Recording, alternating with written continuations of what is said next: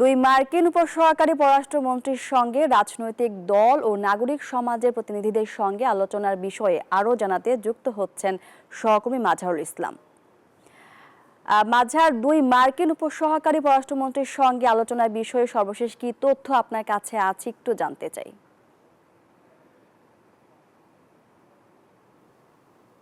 বলছিলেন যে আজকে বেলা 2টায় মার্কিন দুই সহকারী উপপররাষ্ট্রমন্ত্রীর সাথে রাজনৈতিক দলগুলোর যে বৈঠক শুরু হয়েছে সেই বৈঠক কিন্তু এখনো চলছে।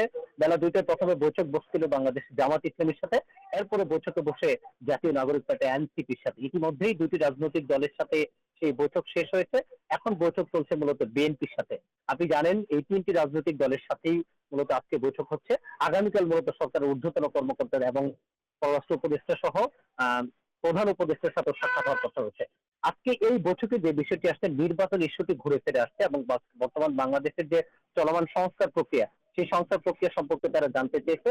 জামাত যে তাদের যে অবজারভেশন দিয়েছে সেটি হচ্ছে যে তারা প্রধান উপদেষ্টার যে নির্ধারিত সময়ের মধ্যেই নির্বাচন হওয়ার কথা সেটি তারা বাস্তবায়ন দেখতে চায় এবং তারা যেটি বলেছেন যে নির্বাচন তারা আগামী রমজানের আগে দেখতে চায়।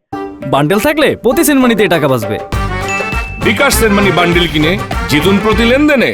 একই সাথে এনসিপি যেটি বলেছে যে মৌলিক সংস্কার ছাড়া কোনো নির্বাচন হলে সেই নির্বাচনে তারা অংশ নেবে না এবং তারা কিছু প্রশ্ন তুলেছেন। সেটা হচ্ছে বর্তমান যে প্রশাসন আছে এই প্রশাসনের অধীনে কোনো সুষ্ঠু নির্বাচন সম্ভব নয়, কারণ এই প্রশাসন মূলত বিএনপির পক্ষে কাজ করছে। এই জন্য তারা বলছেন তাদের যে তিনটি বিষয়, নির্বাচনী সংস্কার, আওয়ামী লীগের বিচার এবং এরকম যে তাদের যে তিনটি দাবি আছে সেই তিনটি দাবি কমপ্লিট হওয়ার পরেই মূলত তারা নির্বাচনে অংশগ্রহণ করবে। আপনাকে বলে রাখি, বিএনপি তাদের আসলেও যে চাওয়াটি, এটা আপনি জানেন যে আজকে বিএনপি মূলত প্রধান উপদেষ্টার কাছে নির্বাচনের একটা সুস্পষ্ট রোড ম্যাপ চেয়েছে।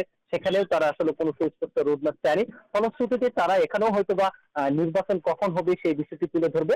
তবে মার্কিন পররাষ্ট্র সেই দুই সহকারী পররাষ্ট্রমন্ত্রীর সাথে যে বিষয়টি উঠে আসছে যে আপনি জানেন যে ডোনাল্ড ট্রাম্প প্রশাসন বাংলাদেশের উপর যে শুল্ক নীতি আরোপ করেছেন, অর্থাৎ সেই শুল্ক প্রত্যাহার করার আবেদন জানিয়েছেন রাজনৈতিক দলগুলো এবং তারা বলছেন যে বাংলাদেশের সাথে বাণিজ্যিক প্রসার যেন তারা বাড়ায় এবং বাংলাদেশের গণতান্ত্রিক প্রক্রিয়ার উন্নয়নে তারা যেন বাংলাদেশের পাশে থাকে এবং তারা মার্কিন যুক্তরাষ্ট্র কিভাবে সহযোগিতা করতে পারে সেই বিষয়গুলো তারা তুলে ধরেছেন। সব মিলিয়ে যে বিষয়গুলো সামনে এসেছে সেটি হচ্ছে বাংলাদেশের চলমান নির্বাচনী সংস্কার এবং আগামী নির্বাচন কখন হবে সেটি, এবং একই সাথে টেকসই গণতন্ত্র করার জন্য যে বিষয়গুলো তারা জানতে চাচ্ছেন সেই বিষয়গুলো উঠে আসছে। আপনাকে আরেকটা বিষয় বলে রাখি, রোহিঙ্গা ইস্যুতে কথা হয়েছে, জামাত সেখানে রোহিঙ্গা বিষয়টি তুলে ধরেছে, বিএনপিও হয়তো বা রোহিঙ্গা ইস্যুটি তুলে ধরবেন। তবে এনসিপি নেতারা বলছেন রোহিঙ্গা নিয়ে তারা কোনো যে বিষয় তাদেরকে জানানো হয়েছে সেখানে তারা একটা সুস্থ সমাধান পেয়েছে।